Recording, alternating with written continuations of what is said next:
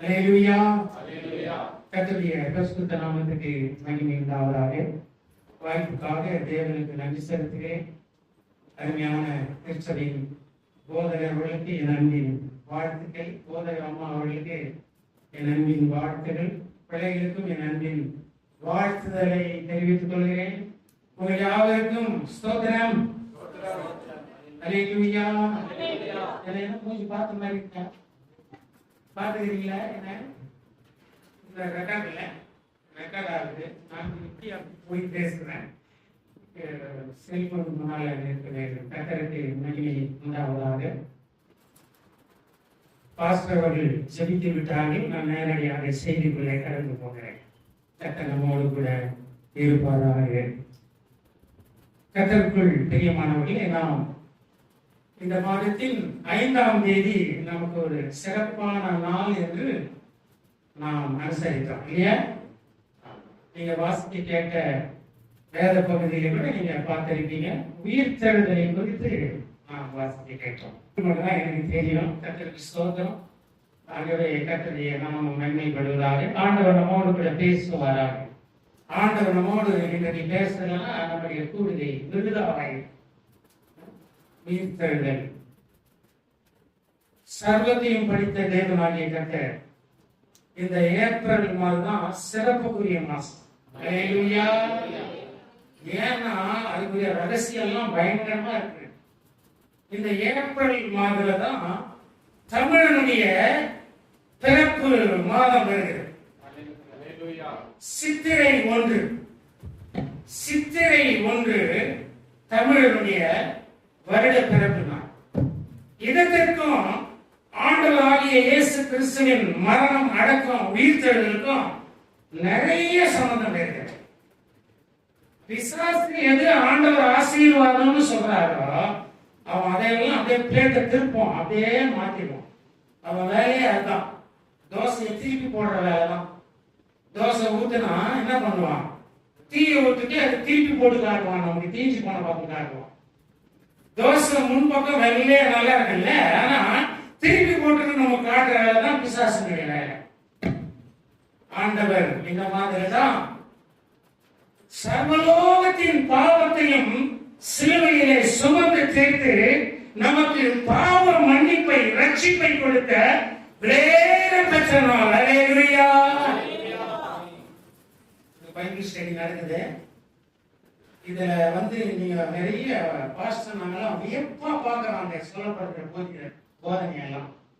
ஆண்டவராகிய இயேசு கிறிஸ்து சிலுவையிலே மரித்த நாள் சித்திரை 1ஆம் நாள். சித்திரை 1 அன்னைக்குதான் அவர் மரித்தார். அன்னைக்குதான் பஸ்கா பண்டிகை. ஆண்டவர் பிறந்தது பஸ்கா பண்டிகை அன்னைக்கு. ஆண்டவர் மரித்தது, ஊழியம் செய்தது பஸ்கா பண்டிகை அன்னைக்கு. அவர் உயிரோடு எழும்பினார்.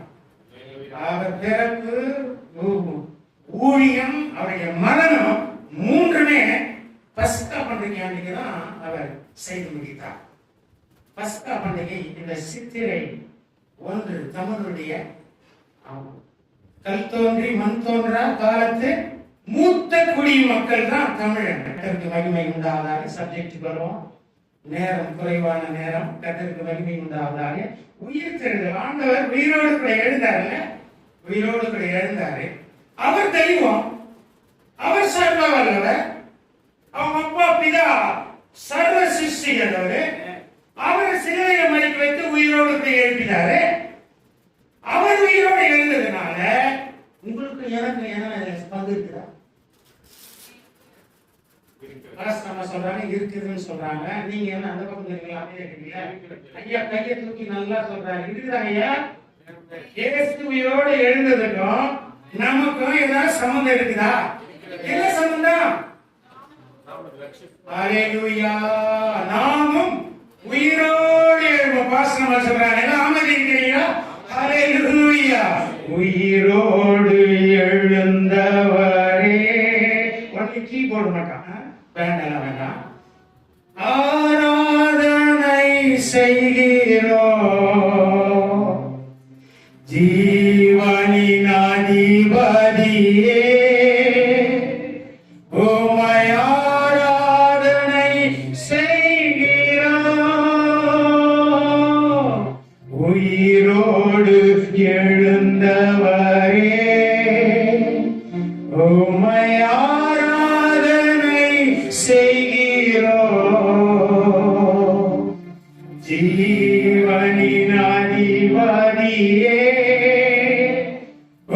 உம்மை ஆராதனை செய்கிறோம்.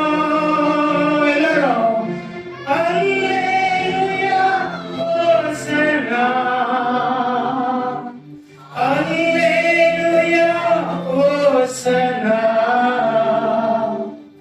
அல்லேலூயா ஓசன்னா, அல்லேலூயா ஓசன்னா. எல்லோரும் பாடுவோமா? மரணத்தை ஜெயித்தவரே உம்மை ஆராதனை செய்கிறோம். பாதாளம் வென்றவரே உம்மை ஆராதனை செய்கிறோம். அல்லேலூயா ஓசன்னா, அல்லேலூயா ஓசன்னா, அல்லேலூயா ஓசன்னா, அல்லேலூயா ஓசன்னா. இயேசு மரணத்தை ஜெயித்து உயிர்த்தெழுந்தனால நமக்கு பங்கு உண்டு. எங்க போதகர் நம்ம சொல்லி கொடுத்திருக்கிறாங்க. கர்த்தருக்கு ஸ்தோத்திரம். சரி, அடுத்த கேள்வி, இந்த உயிர்த்தெழுதல் நமக்கு அதுல நமக்கு பங்கு இருக்கிறது. எங்களையே என்னையே இயேசு உயிரோடு எழுந்து போகிறார். அதான் கிறிஸ்தவத்தினுடைய நம்பிக்கை. சரி, எப்ப எழுப்ப போகிறாரு, எப்படி எழுப்ப போகிறாரு, இது நம்ம விளங்கணும். இயேசு அவர் உயிர்த்தெழுதல்ல என்னையும் எழுப்ப போகிறாரு. இது மாற்ற கருத்து இல்லை. ஏன்னா உயிர் என்னை எழுப்புவாரு எழுப்ப மாட்டாரான்னு டவுட்டா என்ன உட்காந்துக்கிறீங்களா? டவுட்டா இருக்குதாங்க அவங்களுக்கு? டவுட் இல்லை.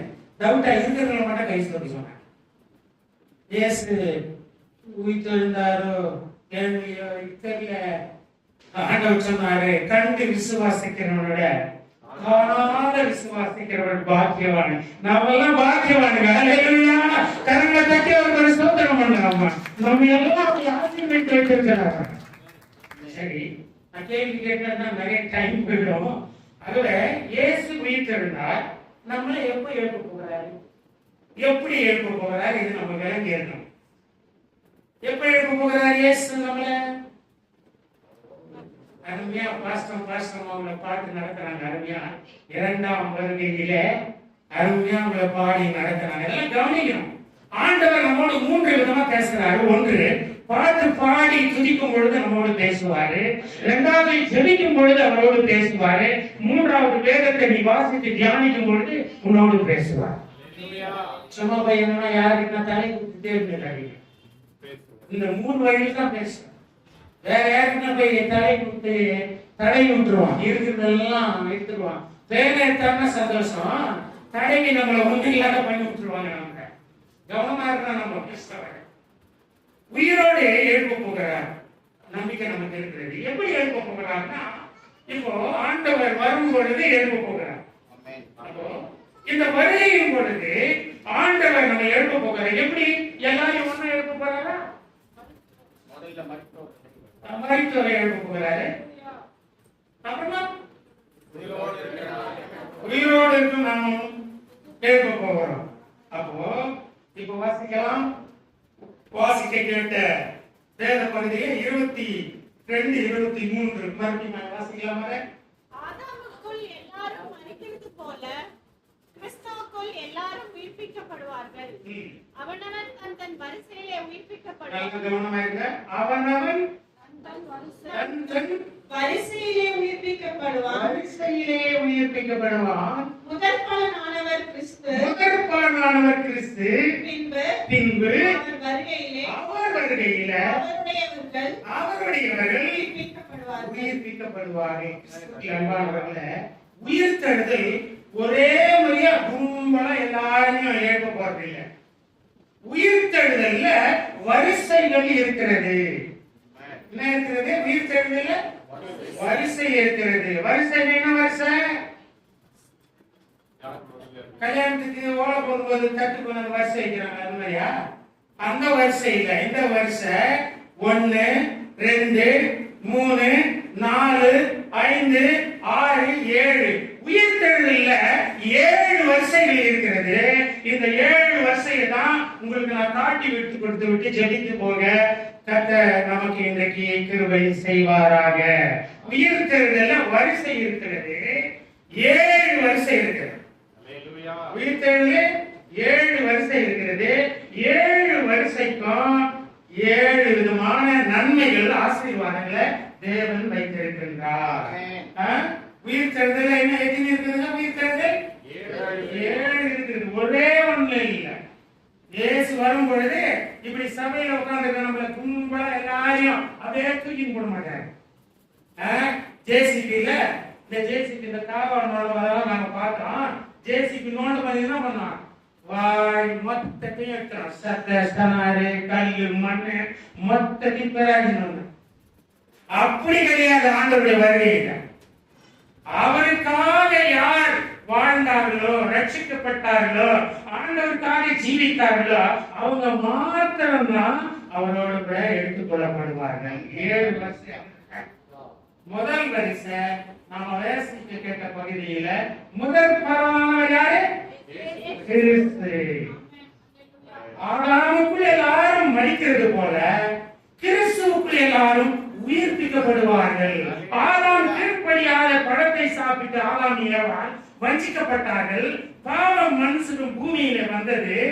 ஆதவனால 2ஆம் ஆதாமாகிய இயேசு கல்வாரி சிலுவைக்கு வந்து தமது ஜீவனையே தந்து மரித்து 3ஆம் நாள் உயிரோடு கூட எழுந்து மரணத்தை ஜெயித்தெழுந்தார்.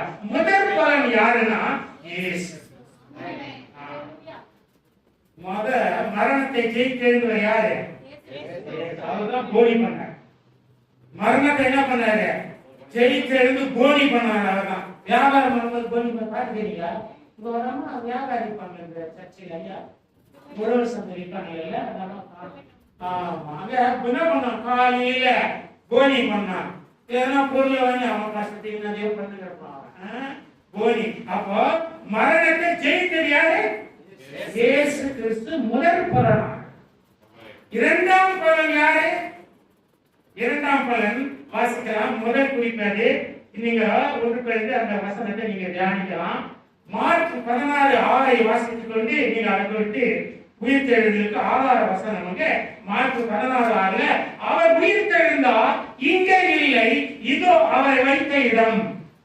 நமக்கு சாட்சி இருக்கிற தவிர ஆமா இன்னைக்கு ஒரு 2 லட்சம் ரூபாய்க்கு மேல வச்சிருந்தீங்கன்னா எருசலேமுக்கு டூருக்கு போனா அங்க போனாக்க பார்க்கலாம். இயேசுவின் கல்லறை காலியா இருக்கிறத நீங்க அங்க பார்க்கலாம். அப்ப முதல் பலன் முதல் உயிர்த்தெழுதல் யாரு? இயேசு. 2ஆம் உயிர்த்தெழுதல் மத்தேயு 27ஆம் அதிகாரம் 52 53ஆம் வசனத்தை வாசிக்கலாம். மத்தேயு 27 52 53ஆம் வசனத்தை ஒரு வேகமா வாசிக்கலாம். 2ஆம் உயிர்த்தெழுதல் பாருங்க. கல்லறைகளும் திறந்தது. பாருங்க, நித்திரை அடைந்திருந்த அநேக பரிசுத்தவான்கள் அவர்களுடைய சரீரங்களும் எழுந்திருந்தது. அவர் உயிர்த்தெழுந்த பின்பு கல்லறைகளை விட்டு அவர் புறப்பட்டு பரிசுத்த நகரத்துக்குள் பிரவேசித்து அநேகருக்கு காணப்பட்டார்கள். இது 2ஆம் உயிர்த்தெழுதல். இந்த 2 உயிர்த்தெழுதல் நடந்து முடிந்தது. இனி பார்க்க போகிற 5 உயிர்த்தெழுதல் இனி நடக்க போக வேண்டியது. இது சபைக்கான சம்பந்தப்பட்ட பிறகு வருகிற 5 உயிர்த்தெழுதல். 2 நடந்து முடிந்தது. 1வது இயேசு கிறிஸ்து, 2வது பழைய ஏற்பாட்டு பரிசுத்தவான்கள். மரித்து பூமியில் அடக்கப்பட்டிருந்தவர்கள் இயேசு உயிரோடு எழும்பும் பொழுது அவர்களும் மரணத்தை விட்டு எழுந்து நகரத்துக்குள் பிரவேசித்து அநேகருக்கு காண்பிக்கப்பட்டார்கள். இது 2ஆம் உயிர்த்தெழுதல். பழைய ஏற்பாட்டு பரிசுத்தவான்கள் இருந்தது. இது 2ஆம் உயிர்த்தெழுதல். 3ஆம் உயிர்த்தெழுதல் இது ரொம்ப முக்கியமான உயிர்த்தெழுதல். இதை குறித்து கொஞ்சம் நம்ம விவரமா நம்ம பார்க்க வேண்டியிருக்கிறது. 3ஆம் உயிர்த்தெழுதல் வாசிங்கள். 1 தெசலோனிக்கேயர் 4ஆம் அதிகாரம் 16 17 வசனங்களை நாம் வாசிக்கலாம். 1 தெசலோனிக்கேயர் 4ஆம் அதிகாரம் 16 17.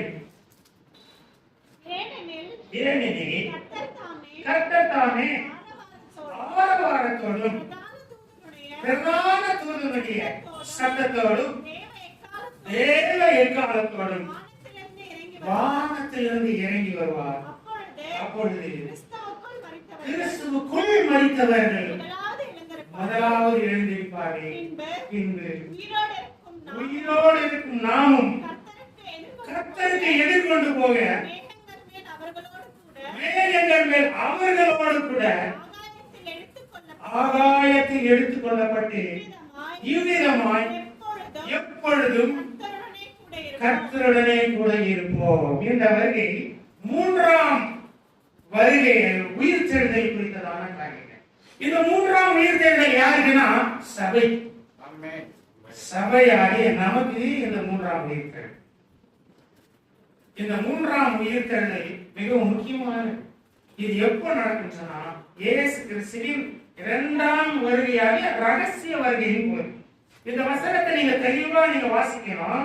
அவர் மேகங்கள் மேலே வரும் பொழுது இதெல்லாம் ஒன்னாம் வருகையா இரண்டாம் வருகையா மூன்றாம் வருகையான்னு நம்ம கணிக்க முடியும். இது இரண்டாம் வருகை என்பது அவர் மேகத்தின் மேலே நிற்பார் என்று சொல்லப்பட்டிருக்கு, வருவார்னு. ஆகவே இது இரண்டாம் வருகை, இது ரகசிய வருகை. மூன்றாம் வருகை என்பது பின்னால் இருக்கிறது, நாம் அதை எப்படி பார்க்கலாம். அப்போ இந்த மூன்றாம் உயிர்த்தெழுதல் எப்பொழுது நடக்க போகிறது சொன்னா இது ஆண்டவருடைய ரகசிய வருகையின் போது, இரண்டாம் வருகையின் போது நடக்க போகிறது. இந்த இரண்டாம் வருகை இயேசு எதற்கு வரப்போகிறார்? ஏன் வரப்போகிறார்? 2026 வருடமா ஆண்டவர் இந்த சபையை நடத்த நமக்கு கிருபை கொடுத்திருக்கிறார், ஊழியத்தை கொடுத்திருக்கிறார்.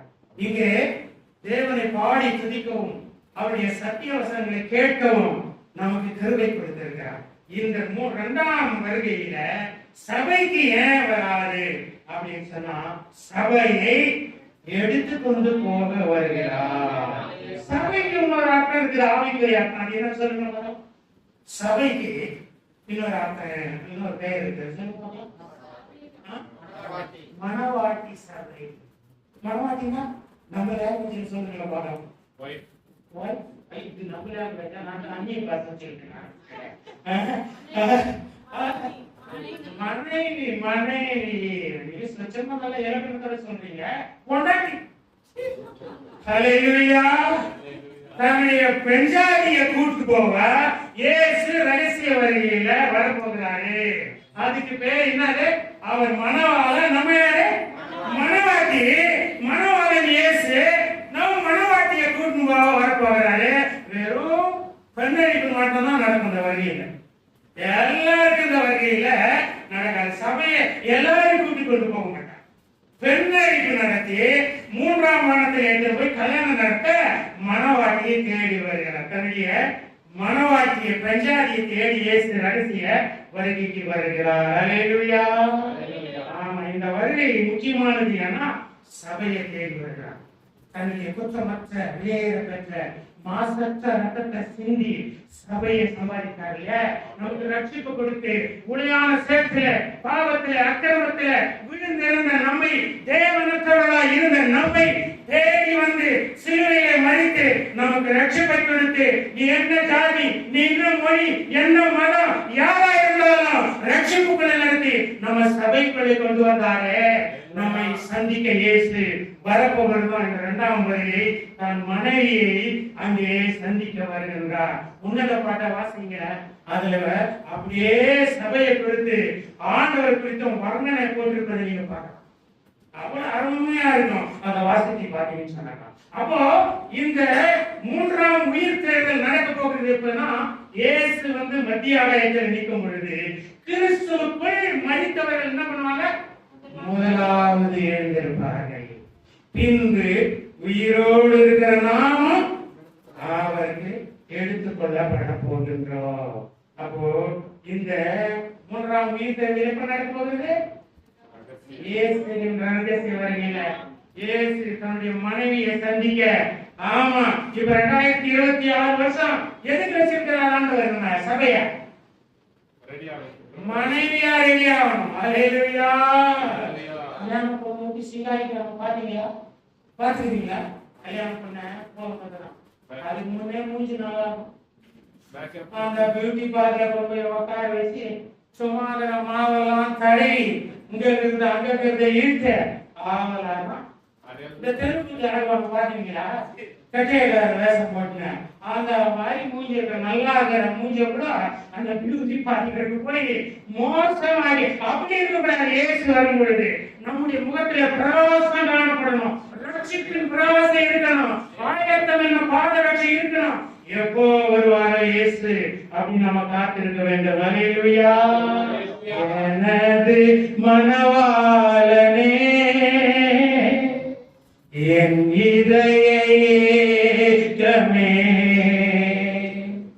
இனியவரே ஏசையா உம்மைத்தான் நேசிக்கிறேன், நான் உம்மைத்தான் தேடுகிறேன். எனது மணவாளனே என் இதய ஏக்கமே இனியவரே ஏசையா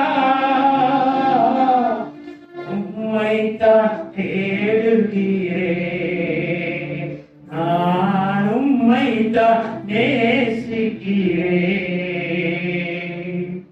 உம்முகம் பார்க்கணுமே, உம்மழகை ரசிக்கணுமே, உம்முகம் பார்க்கணுமே, உம்மழகை ரசிக்கணுமே, உம் பாதம் அமரணுமே, உம் சித்தம் செய்யணுமே, நானும் சித்தம் செய்யணுமே. 2026 ஆண்டு காலம் சபையை ஏன் இந்த பூமியில வைத்திருக்கிறார்? வசனத்தை கேட்டு, சத்திய வசனங்களை கேட்டு கேட்டு இயேசுவின் வருகைக்கு நம்ம மனவாட்டிக்குரிய தகுதியா ஆயத்தமாய்க்கொண்டே இருக்கும். ஒவ்வொரு பிரசங்கத்திலையும் ஒவ்வொரு கூடுகையிலும் நம்ம மறுரூபம் ஆய்கொண்டே இருக்கணும். கிறிஸ்துவின் சாயல நம்ம ஒவ்வொரு நாளும் நம்ம தரித்துக் கொண்டே வரணும். இந்த வருகையின் இந்த ஏன் இந்த சபை எடுத்துக்கொள்ளப்படுவதற்கு முக்கியமானது விஷயமா? இந்த வருகையில நம்ம எடுத்துக்கொள்ளப்படுறோம்னு வச்சுங்களேன், மத்திய ஆகாயத்துல நம்ம போயிடுவோம். ஆண்டவர் சபையை கொண்டு போய் மத்திய ஆகாயத்துல என்ன புஸ்தகம் நீங்க கேட்டீங்க? மத்திய ஆகாயத்துல தான் ஏனோக்கு இருக்கிறார், எலியா இருக்கிறார், மோசே இருக்கிறார். மோசே கூட தேவன் மோசே குறித்ததான காரியம் நமக்கு தெரியாது. பெரிய ஆச்சரியங்க. நம்முடைய தேவன் எப்பேற்பட்டவர்கள் இதெல்லாம் நம்ம விளங்கிக்கணும். மோசேயுடைய பாடிய அவரே அடக்கம் பண்றாரு. என்ன தெய்வம் மத்தியாவது மோசேயுடைய பாடிய அவரே அடக்கம் பண்றாரு. அதான் சொல்றாரு ஆண்டவர், என் வீட்டில் எங்க உண்மை உள்ளவன், உண்மை உள்ளவன் ஆண்டவர். அதனால மோசே பாடி கூட நான் அடக்கம். இந்த மூன்றாம் உயிர்த்தெழுதலில் ஏன் முக்கியம்னா, இந்த மூன்றாம் உயிர்த்தெழுதலில் நடந்த பிறகு பிசாசு டேக் ஓவர் பண்ணிடுவாங்க உலகத்தில். ஒரே சிட்டிக்குல பண்ணுவோம். ஏன்னா எல்லாத்தையும் செட் பண்ணி வச்சுக்கிறான். உன்னுடைய ஆதார் கார்டு, என்னுடைய ஆதார் கார்டு, எல்லா பயோடேட்டா மொத்தத்தையும் அவன் கம்ப்யூட்டர்ல ஃபிட் பண்ணி வச்சிருக்கான். ஆண்டவருடைய வருகை வரைஞ்சு முடிஞ்ச உடனே ஒரே செகண்ட்ல டேக் ஓவர் பண்ணுவோம். மொத்தம் நம்ம கால் வைக்கிறோம். இங்க மேல நம்ம கொண்டு போயிடறாங்க சபைய ஆண்டவர் கொண்டு போயிட்டு இந்த 7 வருஷம் இந்த பூமியில பிசாசுக்கு கொஞ்சம் டைம் ஏன் என்ன திரும்ப பாத்தீங்களா? ஆண்டவர்ல பிசாசு கிட்ட செலவு கொடுக்குறாங்கல்ல.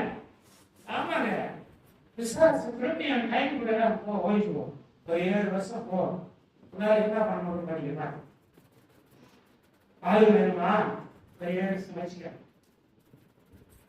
இந்த 7 வருஷம் முடிந்த பிறகு இயேசு இந்த பூமிக்கு வரக்கூடாது. 3ஆம் வருகை. அதுதான் பகிரங்க வருகை. அந்த வருகைக்கு வந்தாருன்னா இயேசு கிறிஸ்து இந்த பூமியை விட்டு அதோட போகவே மாட்டாரு.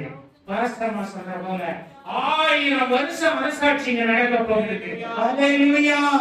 இந்த சபைக்கு இத்தனை ஆண்டு காலம் கொடுத்துட்டு இருந்தாருன்னா அந்த 1000 வருஷ சாட்சிக்கு நீ போனா நீ இந்த மனைவியை ஆயத்தமாயி அவர் வருகையில ரகசிய வருகையில நீ எடுத்துக்கொண்டாதான் 1000 வருஷ சாட்சிக்கு போக முடியும். ஆகையினாலே ஆண்டவர் உன் மீது அன்பு வைத்து உன்னை நேசித்து இன்னைக்கு உன்னை ஆயத்தமாக அழைக்கிறார். ஹalleluya. அப்போ முதல் வருகையா முதல் உயிர்த்தெழுதல் யாரு?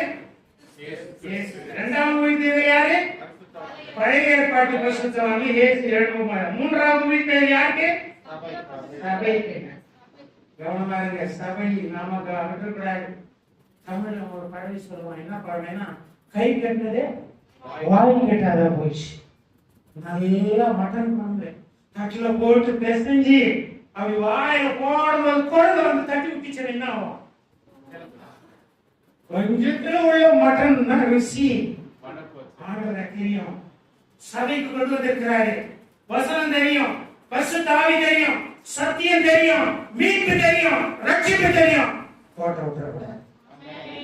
இயேசுவின் வருகைக்கு அவருடைய ரகசிய வருகைக்கு நாம் ஆயத்தமாகணும். இதுதான் மூன்றாம் உயிர்த்தெழுதல்ல சபைக்கு தேவன் வைத்திருக்கிற ஆசீர்வாதம். இந்த ஆசீர்வாதத்தை நீங்கள் நானும் சுதந்திரிக்கிறோம். இங்கே வந்து தேவனை நாம் ஆராதிக்க வேண்டும். இங்கே சொல்லப்படுகிற சத்திய வசனங்களுக்கு நம்ம கீழ்ப்படிய வேண்டும். சத்திய வசனங்களினாலே நம்ம கீழ்ப்படிந்து சத்தியவானாய் சத்தியவதிகளாய் மாறி மாறி இயேசுவின் சாயலை தரித்து அவரை போல நம்ம மாறிக்கொண்டே வரணும். அப்படி மாறிக்கொண்டு போகும்போதுதான் அந்த ரகசிய வருகையில நாம் எடுத்துக் கொள்ளப்பட முடியும். முக்கியமான உயிர்த்தெழுதல். அதுக்குதான் கல்வாரிக்கு அவர் வந்தாரு. அதற்குதான் ரத்தம் சிந்தினார், கொலை செய்யப்பட்டார். கவனமாயிருக்க வேண்டும். இந்த மூன்றாம் உயிர்த்தெழுதல் மிகவும் முக்கியமானது. இந்த மூன்றாம் உயிர்த்தெழுதலை எழுதுகிறனா இதோட 6வது உயிர்த்தெழுதலை தான் நீ எழுத முடியும். அப்படின்னா 1000 வருஷம் அசாட்சிய கோட்டை விடுறன்னு அர்த்தம். ஆதாம் கோட்டை விட்டான்.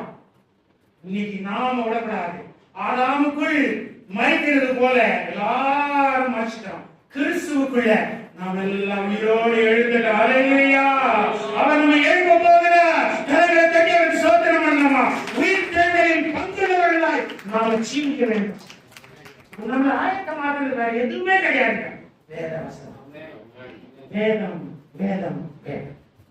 இந்த வசனத்தை எவ்வளவு நேசிக்கிறீர்கள். சங்கீதம் 1 வாசிக்கிறதுல இரவும் பகலும் வேதத்தின் மீது பிரியமா இருக்கிற மனுஷன் பாக்கியவான்.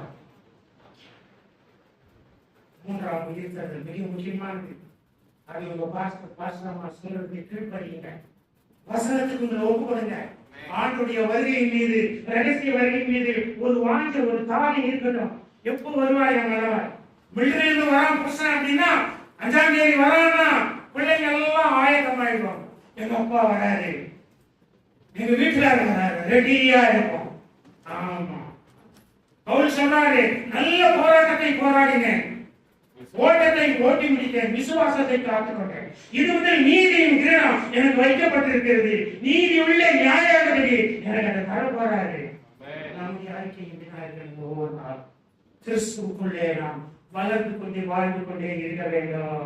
4வது வசை நாம் வாசிக்கலாம். இதெல்லாம் சீக்கிரம் சொல்லி நான் முடிச்சிடுறேன். 4வது வசை மத்திய 25 1 - 10 வசனம். 1ஆம் வசனம் நீங்க வீட்டுல போய் தியானம் பண்ணீங்க. 4வது உயிர்த்தெழுதல் வரிசை யாருக்கு எப்பொழுது? மத்திய 25 1 - 10 வசனம் வீட்டுல போய் தியானம் பண்ணுங்க. 1ஆம் வசனம் மட்டும் வாசிங்க பார்க்கலாம். அப்பொழுது பரலோக ராஜ்யம் தங்கள் தீவெட்டிகளை பிடித்துக் கொண்டு மணவாளனுக்கு எதிர்கொண்டு போக புறப்பட்ட 10 கன்னிகைகளுக்கு ஒப்பாய் இருக்கும். ஆரம்பத்துல சொல்லி அந்த வசனத்தை நினைவூட்டி பேசினாரு. மணவாட்டி தீவெட்டி பிடிச்சு கொண்டு போவதை பத்தி பேசினாரு. கர்த்தருக்கு மகிமை உண்டாவதாக. இந்த 4ஆம் உயிர்த்தெழுதல் யாருக்கு அப்படின்னு சொன்னா 10 கன்னிகைகள் பத்தி யோவான் சொன்னாங்க. ஏன்னா அதுல 5 பேர் யாரு? புத்தி உள்ளவங்க. 5 பேரு புத்தி இல்லாத. புத்தி இல்ல. ஆண்டு என்ன பகிரங்கமா சொல்றாங்க பத்தியா? ஓமையில புத்தி உள்ளவங்க ஆயத்தமா இருப்பாங்க.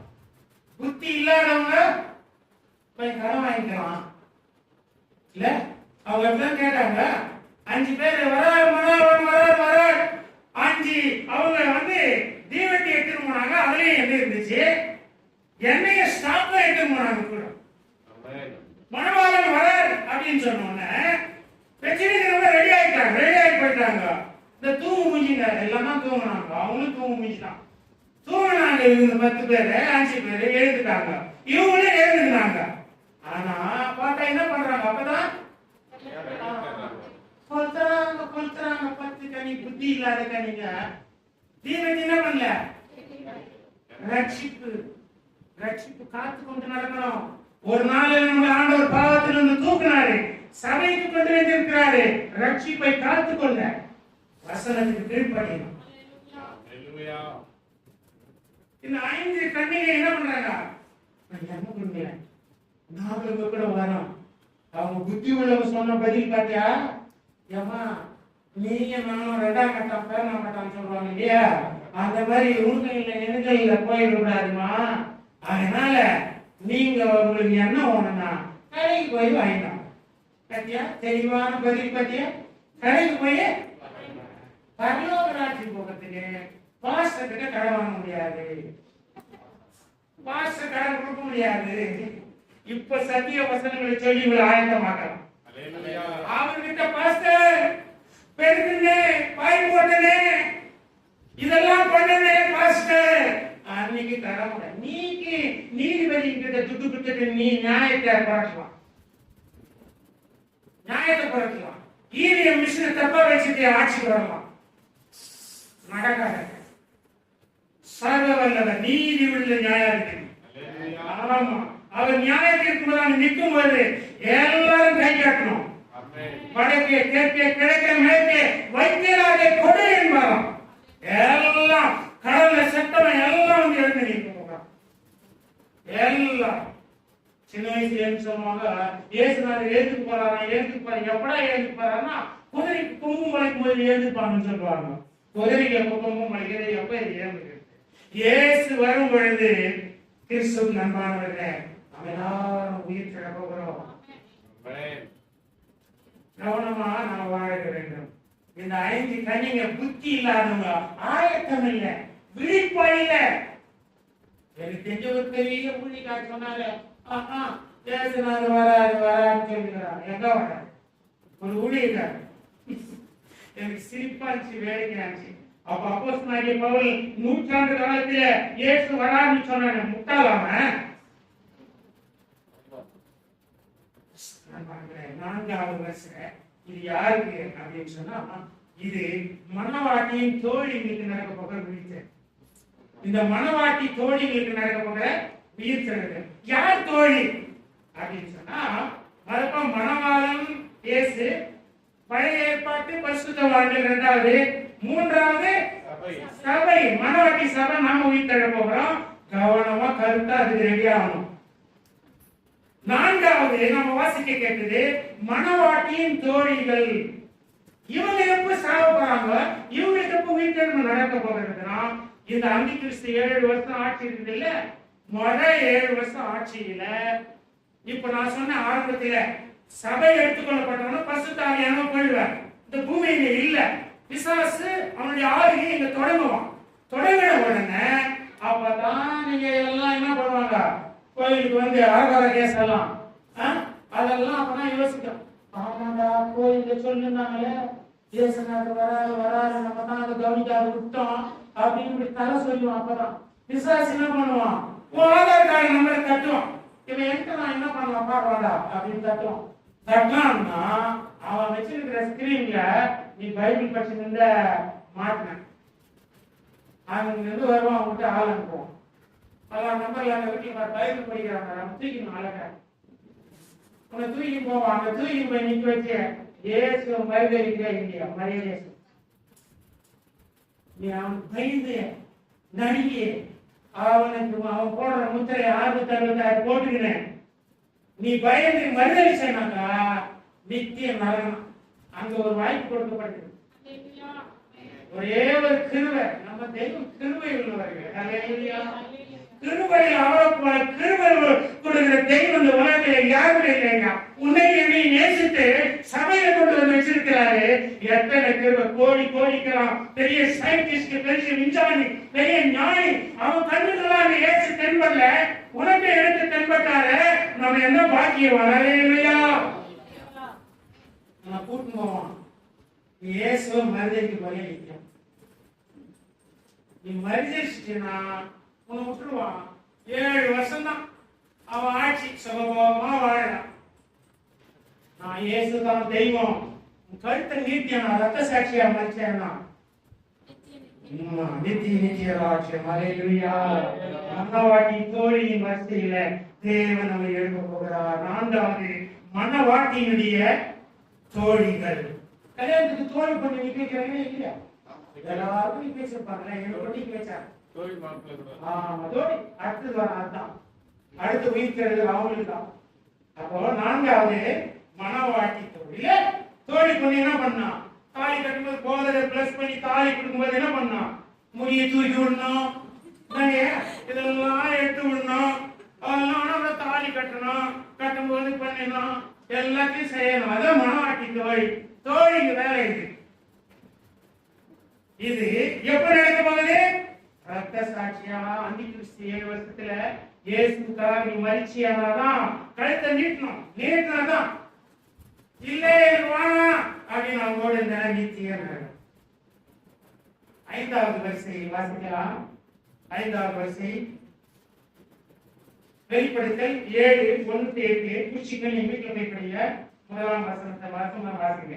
வெளிப்படுத்தல் 7:1-8. இவைகளுக்கு பின்பு பூமியின் 4 திசைகளிலும் 4 தூதர்கள் நின்று பூமியின் மேலாவது, சமுத்திரத்தின் மேலாவது, ஒரு மரத்தின் மேலாவது காற்று அடியாதபடிக்கு பூமியின் 4 காற்றுகளையும் பிடித்திருக்க கண்டேன். இந்த 5வது உயிர்த்தெழுதல் யாருன்னா மணவாளனுடைய தோழர்கள். இவங்க யாரு மணவாளன் தோழர்கள்? மணவாட்டிக்கு தோழி எழுதுறாங்க, எழுப்பு போறாங்க, ரத்த சாட்சியா மதிக்கிறாங்க. அவங்களை எழுப்பு போட்டு மணவாட்டியுடைய தோழிகள். 5வது மணவாளனுடைய தோழர்கள். இவங்க யாரு? இவங்க தான் யூதர்கள். மணவாளன் தோழர் யாரு? இன்னைக்கு வரைக்கும் இயேசுதான் ரட்சகர் தெரியாது. இன்னைக்கு வரைக்கும் இயேசுதான் மெசியா, இயேசுதான் ரட்சகர் தெரியாது இருக்கிறான். எருசலேம்ல இன்னைக்கு இயேசுவை பிரசங்கிக்க கூடாதுன்னு தடை இருக்கு. யூதருக்கு தடை போட்டு வச்சிருக்கிறான். இந்த 7 வருஷம் உபத்திரவ காலத்துல 3 வருஷம் முதல் ஒரு காலத்துல கொஞ்சம் லைட்டா இருக்கும். 7 கடைசி பின்பகுதி 3 வருஷத்துல இப்பொழுது சண்டை நடந்தது இல்ல? எருசலேமுக்கும் ஈரானுக்கும் சண்டை நடந்தது. ஏன் சண்டை? ஒரே ஒரு காரணம் தான். அந்த அலாஸ்கான்ற மசூதியை கைப்பற்றும். இந்த அலாஸ்கா மசூதி எங்கன்னா கொஞ்சம் பாருங்க, நான் சொல்ற வசனத்தை கேளுங்க. உங்களுக்கு டைம் ஆயிடுச்சு நினைக்கிற கிளாஸ் ஒரு சில காரியங்களை சொல்ற சத்தியம். இந்த ஏன் அந்த இடத்துக்குள்ளே எல்லாம் முஸ்லீம் போராடுறோம், கிறிஸ்துவ போட சண்டை போட்டுக்கிறாங்க அப்படின்னு சொன்னா, இந்த மனவாட்டி ஏன் அந்த இடம் முக்கியமானது அப்படின்னு சொல்றதுக்கு நான் சொல்றேன். ஆபிரகாமுக்கு ஆண்டவர் என்ன பண்றாரு? அழைக்கிறாரு. மோசே ஈசாக்க சொல்றாரு, உன் ஏகபுதன் ஒன்னே ஒன்று கனே கண்டு வச்சிருக்கிறதுல அது எனக்காக நான் காட்டுற மலையை போய் பரிசு சொல்றான். அதே மாதிரி ஆபிரகாம் போறாப்புல அந்த மலைக்கு பேர் சொன்ன மாதிரி மோரியா மலை. அந்த மோரியா மலையில தேவன் காட்டின மலையை பார்க்கிறாரு ஆபிரகாம். உடனே அங்க போய் பலிபீடம் கட்டி ஈசாக்கை பலிக்கு பதிலாக ஒரு ஆட்டுக்குட்டிய இயேசு கிறிஸ்து, அந்த ஆடு இயேசு கிறிஸ்து அங்க ஒரு பலி செலுத்தினாலே அந்த இடம். தாவீதுக்கு ஆண்டவருக்கு கீழ்ப்படியாக, தேவனுக்கு கீழ்ப்படியாக இஸ்ரவேல் ஜனங்களை இலக்கமாக எவ்வளவு பேர் இருக்காங்க சென்சஸ் எடுக்கிறோம். சென்சஸ் எடுக்கணும்னா அதுக்கு ஒரு விதி இருக்கு. அந்த விதி முறைப்படி தான் சென்சஸ் எடுக்கணும். ஆனா இந்த தாவீது செய்யல. யோவாப்பு பட தலை அதிகாரி சொன்னா அவன் பேச்சு கேட்கல. இவன் போய் ஜனங்களை எல்லாரையும் தொகை எண்றான். தொகை எண்ணி முடிச்சவன ஆண்டவர் வாடையை கொண்டு வர்றான். 1000 ஜனங்கள் மறிக்கிறாங்க. தாவீது பார்த்து ஆண்டவர்கிட்ட கேட்கிறான், ஆண்டவரே நான் தானே ஆண்டவரை தப்பு பண்ணேன், என் குடும்பத்தை என் ஜனத்தை அழிச்சிருங்க, ஏன் ஆண்டவரே ஜனங்கள் எல்லாம் அழிக்கிறீங்கன்னு கேட்டான். அப்ப ஆண்டவர் சொல்றாரு, ஓர்தான் களத்திலே போய் ஒரு பலிபீடத்தை கட்டி அங்கே பலி செலுத்து, அப்பொழுது நான் வாழை நிற்பேன்னு சொல்றார். அங்கே தாவீது போய் அங்கே போய் அந்த பலியிட்டு அங்கே செலுத்துகிறான். அந்த இடம் தான் ஆபிரகாம் ஈசாக்கை பலி செலுத்தின இடம், மோரியா மலை. அங்கேதான் ஓர்தான் என்ற களத்தில தேவதூதன் நின்று அங்கே சங்காரம் நிற்கப்படுகிறது. அந்த இடம் தான். இந்த இடத்திலே தான் சாலமோன் தேவாலயம் கட்டினான். அல்லேலூயா. இவங்க எல்லாம் சொல்லுகிறாங்க, இந்த வரலாறு யாருக்கும் தெரியாது, சத்தியத்தை அறிஞ்சவங்களுக்கு தான் தெரியும். இந்த மசூதி கண்டிப்பா இடிக்கப்படும். யூதர்கள் விடவே மாட்டான். யூதர்கள் அதை வாங்கி கற்ற வரைக்கும், மூன்றாவது தேவாலயம் கற்றவர்கள் விடவே மாட்டான். ஆனால் தேவாலயத்தை கட்டினாலும் அது நமக்கும் எந்த இடத்துல பயனில்லை. இந்த கற்ற இந்த தேவாலயத்துல பிசாசு இந்த 3 வருஷத்துல போய் சிம்மாசனத்துல சேர்ல உட்கார்ந்து கிறிஸ்துவை போல அந்தி கிறிஸ்து உட்கார்ந்து பன்றியை கொண்டு வந்து பலி செலுத்துவான். அப்பொழுதுதான் அந்த யூதர்கள் கண்கள் திறக்கப்படும். இவன் பிசாசு முன்னே வந்து சிலுவையிலே மரித்தார் அல்லவா, அவர்தான் ரட்சகர், நாம் எதிர்பார்க்கிற மெசியா அவர்தான். நாம் அவரை போட்டு விட்டுட்டோம். இப்ப முடியாது என்று பிசாசு பகிரங்கமா எதிர்ப்பான். யூதனை போல ஒரு வைராக்கியம் உள்ளவன் யாருமே கிடையாது இந்த உலகத்துல. கிறிஸ்துவுக்காக அன்னைக்கு ஜீவனையே கொடுப்பார்கள். பிசாசு அன்னைக்கு அந்த யூதர்கள் எல்லாம் 1,44,000 பேரை அங்கே கொன்று குவிப்பான். ரத்த சாட்சியார் மரிப்பார்கள். இவர்களுடைய உயிர் தெரிந்ததான் மணவாளனுடைய தோழர்கள், இயேசுவுக்கு மணவாளனாய் தோழர்களாய் நிற்க போகிறவர்கள். அல்லேலூயா. இப்படி சாவறாங்க. இவங்க யூதர்களை எழுப்ப போகிறாரு. அந்த வரிசை 5வது வரிசை மணவாளனுடைய தோழர்கள் வரிசை. 6வது வரிசை உலக நீதிமான்கள், கிறிஸ்தவர்கள், இஸ்ரவேலர்கள். இவங்க மதிக்க போகிறாங்க. 6வது வரிசை போனா வெளிப்படுத்தல் 7ஆம் அதிகாரம் 9ஆம் வசனத்தை வாசிங்க பார்க்கலாம். வெளிப்படுத்தல் 7:9 வாசிங்க பார்க்கலாம். இவைகளுக்கு பின்பு நான் பார்த்தபோது இதோ சகல ஜாதிகளிலும் கோத்திரங்களிலும் ஜனங்களிலும் பாஷைக்காரிலும் இருந்து வந்ததும் ஒருவனும் எண்ணக்கூடாததுமான திரளான கூட்டமாகிய ஜனங்கள் வெள்ளை அங்கிகளை தரித்து தங்கள் கைகளில் பூத்தோலைகளை பிடித்து சிங்காசனத்திற்கு முன்பாகவும் ஆட்டுக்குட்டியானவருக்கு முன்பாகவும் நிற்க கண்டேன். இந்த 6வது வீரர்கள் யாருக்கு சொன்னா இஸ்ரவேலர்கள். மீதி இருக்கிறாங்க இல்லையா, உலக நீதிமான்கள், கிறிஸ்தவர்கள். என்ன ஒருத்தர் கேட்டாரு, ஐயா உலக நீதிமான்கள் சொல்றீங்க, அப்துல் கலாம் எழுதிருப்பாரா அப்படின்னு கேட்டார். உலக நீதிமான்கள் எழுதிருப்பாரா, அப்துல் கலாம் எழுதிருப்பாரா என்ன பார்த்து கேட்டார். அப்துல் கலாம் எழுப்புறாரோ எந்த கலாம் எழுப்புறாரோ அது அவர் இஷ்டம். ஆண்டவர் என்ன சொன்னாரு, வயலுக்கு வேலை செய்யறதுக்கு காலையில போறாரு, 9 மணிக்கு ஒரு கூட்டத்தை கூட்டிட்டு போறாரு. வேலை செய்யப்பா, சம்பளம் கொடுக்குற. 12 மணிக்கு ஒரு கூட்டத்தை கூட்டிட்டு போறேன். நம்ம வசி பசங்க வாழலாம், அவங்களை கூட்டு போய் வேலை வாங்குறாரு. சாயந்தரம் 5:30 மணிக்கு வேலை விடும்போது 5 மணிக்கு ஒரு கூட்டத்தை கடை உட்காந்துக்கிறீங்க கூட்டு போறாரு. அவனு வேலை செய்யறாங்க. கூலி கொடுக்குற நேரம் வந்துச்சு. என்ன பண்ணாரு ஆண்டவர், கூலி கொடுத்தார். 9 மணிக்கு போறவனுக்கும் ஒரே கூலி, 12 மணிக்கு போனவனுக்கும் ஒரே கூலி, 5 மணிக்கு போனவனுக்கும். அதுல கேட்கறான், காலையில 9 மணிக்கு வந்து கேட்கறான், ஆண்டவரே 9 மணிக்கு வந்தேன், வெயில்ல எத்தனை நேரம் நெத்தி வேறுட்டு கஷ்டப்பட்டேன், எனக்கு ஒரே கூலியா? 5 மணிக்கு வந்தவனுக்கு ஒரே கூலியா கொடுக்குறீங்க? இந்த ஆண்டவரே, ஆண்டவர் டீச் பண்றாங்க இல்ல. நிறைய பேர் அப்படித்தான் ஜபம் பண்ணாங்கன்னா போதாங்கன்னா அவருக்கு போதனை சொல்லிருப்பாங்க. ஆண்டவரே இங்க போங்க, அங்க உட்காருங்க, இங்கிட்ட செய்யுங்க, இதை பண்ணுங்க. ஆமா, அவருக்கு கமாண்ட் பண்ணுங்க, அப்படி செய்திருப்பாங்க. இவரு என்ன பண்றாரு, அப்ப ஆண்டவர் என்ன சொல்றாரு அவங்கிட்ட, ஏப்பா நான் நல்லவனா இருக்கேன், ஏன்டா நல்லவனா இருக்கேன், என்னுடைய எடுத்து நான் இஷ்டத்துக்கு கொடுப்பேன், நீ கேட்கறதுக்கு அது யாரு? ஆண்டவர் பரலோகத்தை யாருக்கு வேணா எப்படி வேணா அவரு என்ன நியமிக்கிறாரோ அதுல ஓடுனங்களுக்கு கொடுப்பாரு. சபையாகிய நாம அவருடைய மூன்றாவது உயிர்த்தெழுதல்ல ரகசிய வகையில எழுந்திருக்கிறது நாம பிரயாசப்பட வேண்டும். இது 6ஆம் வரிசை. 7ஆம் வரிசையில எல்லாரையும் எழுப்புவார். பூமியில செத்து போன இந்த செய்தியெல்லாம் தெரியுமா மற்றவங்களுக்கு? கிறிஸ்தவர்களுக்கே தெரியாது. இன்னும் ஆண்டவர் அறியாது இருக்கிறாங்களே, அவங்களுக்கெல்லாம் எப்படி தெரியும்? யார் சொல்றது? நாம சொல்லணும்.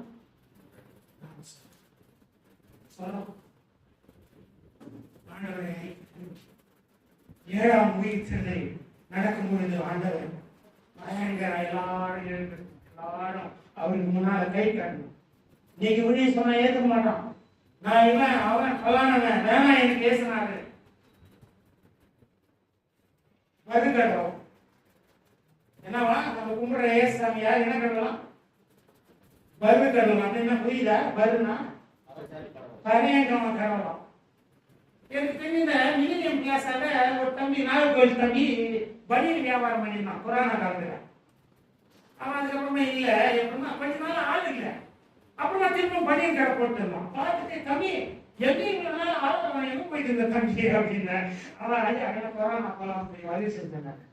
அப்ப ஐயா நான் ஊருக்கு போயிட்டு இருந்தேன் ஐயா, ஊர்ல கொஞ்சம் வேலை வீடெல்லாம் கொஞ்சம் அது எங்க அண்ணா எல்லாம் சேர்ந்து ரெடி பண்ணிட்டு வந்தாங்க. முஸ்டன்டே ஆகும் ஐயா ஊர்ல போனா அப்படியே சண்டையா என்னை எல்லாம் கண்ணாவை முன்னாடி திட்டாங்க. கட்டவாட்டங்கள் எல்லாம் ஏடா போய் மறு கடவுள்கிட்ட போய் தெரியும் அதே உங்களோட கடவுள்கிட்ட போயிட்டு கேவலண்டா இருக்கு அப்படின்னு சொன்னாங்க. சரி நீ என்ன சொன்ன அப்படின்னு கேட்டான். அவன் சொன்னான் பழைய கும்பிட கடவுளை கும்பிட்டா பரலோகம் போன்னு சொன்னாங்க. அதனால நான் அவரு கும்பிடுறேன்னு சொன்னான். அல்லேலூயா. பரலோகமே என் சொந்தமே என்று காண்பேனோ என் இன்ப இயேசுவை நான் என்று காண்பேனோ. பரலோகமே என் சொந்தமே. எல்லாரும் எழுந்திருக்கலாமா? எல்லோரும் எழுந்திருந்து இந்த பாடலை பாடி நம்மை அர்ப்பணி போகிறோம். ஆண்டவருக்கு ஆண்டவரே நீங்க தான் எனக்கு சொந்தம். இந்த சாவு பாட்டை ஆகிட்டாங்க வாழ்க்கலாம். இது சாவு பாட்டு இல்ல, உயிர்த்தெழுதலின் நம்பிக்கை பாட்டு இது. அல்லேலூயா. எல்லோரும் கண்ணை மூடி ஆண்டவருக்கு ஒரு சில நாடி ஆண்டவருக்கு நம்ம ஒப்பு கொடுக்க போகிறோம். ஆண்டவரே என்னை ஒப்பு கொடுக்கிறேன் சுவாமி, என்னை ஒப்பு கொடுக்கிறேன். கண்ணை மூடி ஆண்டவருக்கு நேராய் நம்மை ஒப்பு கொடுக்கலாம். பரலோகமே என் சொந்தமே என்று காண்பேனா. உயிர்த்தெழுதலில் 7 வரிசைகளை குறித்து நாம தியானித்தோம். 7 வரிசை இருக்கு. 7 வரிசையில 2 வருஷம் நடந்து முடிந்தது, 5 நடக்க போகுது. ஆகவே ஆண்டவரே இந்த வரிசையில ஆண்டவரே சபையில நீர் என்னை கொண்டு வந்து சேர்த்திருக்கிறீர். ஆண்டவரே என்னை தாழ்த்தி ஒப்பு கொடுக்கிறேன். இந்த வருகையில் உடைய உயிர்த்தெழுதலில் எனக்கு பங்கு உண்டு. என்னை ஒரு நாள் உயிரோடு எழுப்ப போகிறீர். நான் விசுவாசிக்கிறேன் ஆண்டவரே. அல்லேலூயா.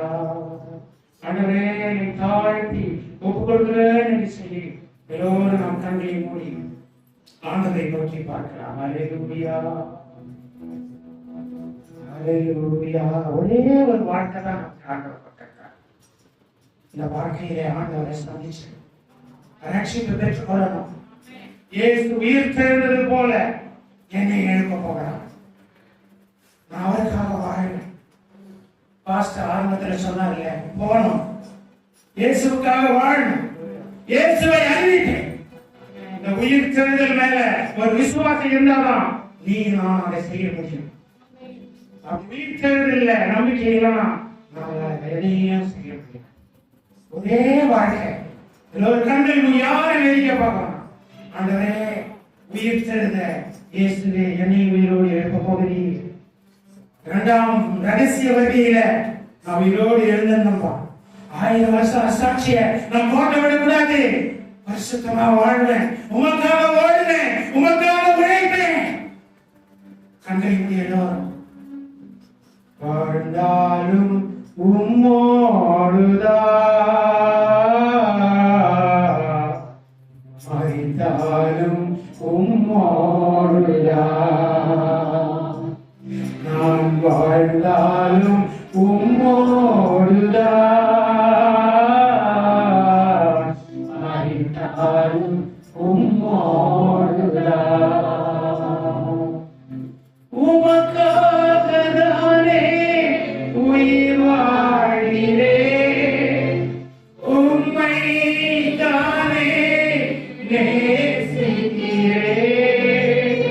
உமக்காகதானே சொல்லுவோம், அப்படிக்கு பாடுவோம், அதுக்கு பாடுவோம். உம்மைதானே நேசிக்கிறேன், வாழ்ந்தாலும் உம்மோடுதான், மரித்தாலும் உம்மோடுதான். நான் வாழ்ந்தாலும் உம்மோடுதான், மரித்தாலும் உம்மோடுதான். உயிர் திறந்த ஆண்டவர் பேதுருவை பார்த்து கேட்கிறார், யோனாவின் குமாரனாகிய சீமோனே, நீ என்னை நேசிக்கிறாயா? இரண்டாவது கேட்கிறார், என்னை நேசிக்கிறாயா? மூன்றாவது கேட்கிறார், என்னை நேசிக்கிறாயா? என்னுடைய ஊழியத்தை செய்வாயா? என் மந்தையை மேய்ப்பாயா? அர்ப்பணிக்கலாமா?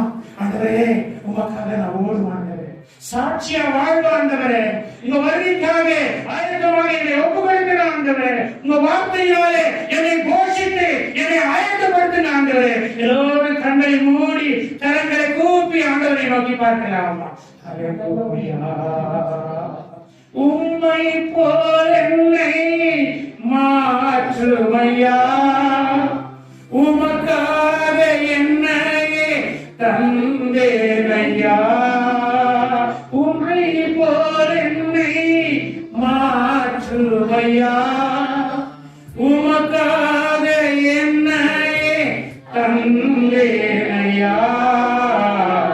வாழ்ந்தாலும் உம்மோடுதான், மரித்தாலும் உம்மோடுதான். எல்லோரும் அர்ப்பணிப்போம். ஆசிரமம் கடைசி ஜெபத்தை நம்மை அர்ப்பணிப்பு ஜெபத்துக்குள்ள நடக்க போறாங்க. எல்லோரும் ஆண்டவரை நோக்கி பார்ப்போம், அவருடைய கல்வாரி அன்பை நோக்கி பார்ப்போம், சிலுவையில அவர் சிந்தின ரத்தத்தை நோக்கி பார்ப்போம். உலகத்துக்கு வாழ்ந்தது போதும், இது இயேசுவுக்காக வாழ போகிறோம். ஹல்லேலூயா.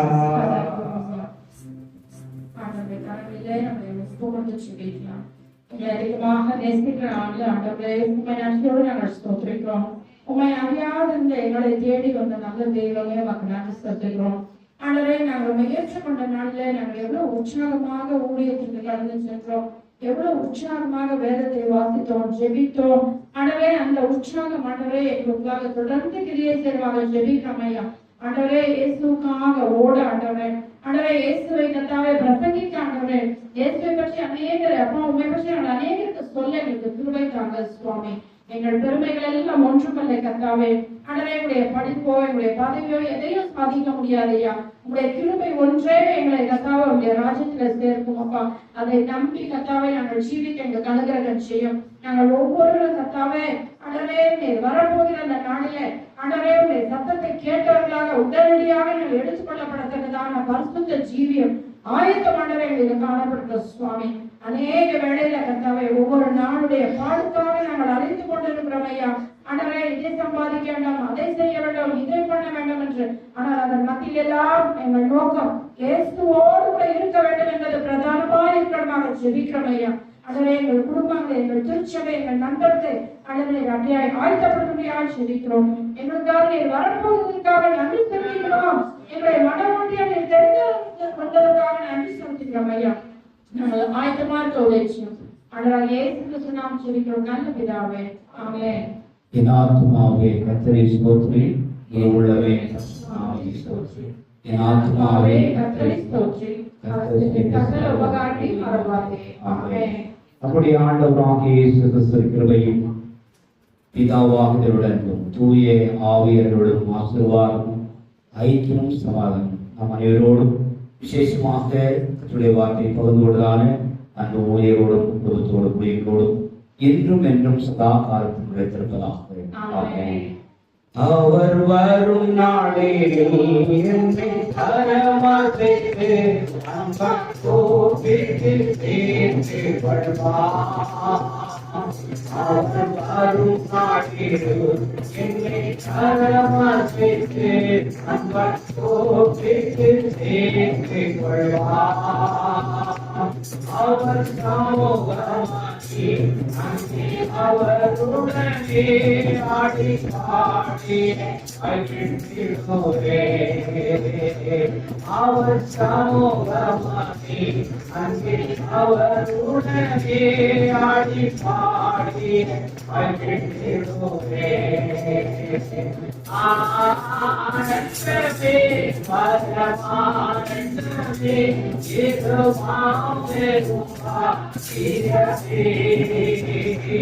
இந்த பாடத்தின் சொந்தக்காரவே இந்த உள்ளத்தில் சொந்தமானார்.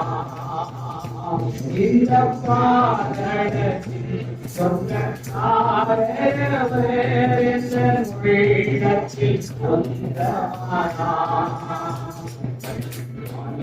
ஆசிரியராக ஒருவரை ஒருவர் வாழ்த்தி சமாதானத்தோடு சென்று வாருங்கள். அருமையான சகோதரர்கள் சகோதரர்களுக்கு திருச்சபை சார்பாக ஊழியக்காரனாக நான் நன்றியை தெரிவித்துள்ளேன்.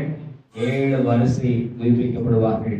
ஆதாமுக்குள் ஒவ்வொருவரும் மறிக்கிறது போல கிறிஸ்துவுக்குள் ஒவ்வொருவரும் உயிர் பெறுவார்கள். எத்தனை பேர் விசுவாசிக்கிறீங்க? ஹல்லேலூயா. இருள் ஆண்டவரை மரித்தோருக்கு தேடுவது என்ன? அவர் உயிரோடு இருக்கிறார், அவர் இங்கே இல்லை. ஹல்லேலூயா. தெய்வத்தை இந்த மாதம் சித்திர மாதம் கத்திரிகைன்னு சொல்லுவாங்க. நம்ம எல்லாரும் கொஞ்சம் யோசிக்கணும். நாட்களிலே நம்மை பாதுகாத்துக் கொள்ளுங்க.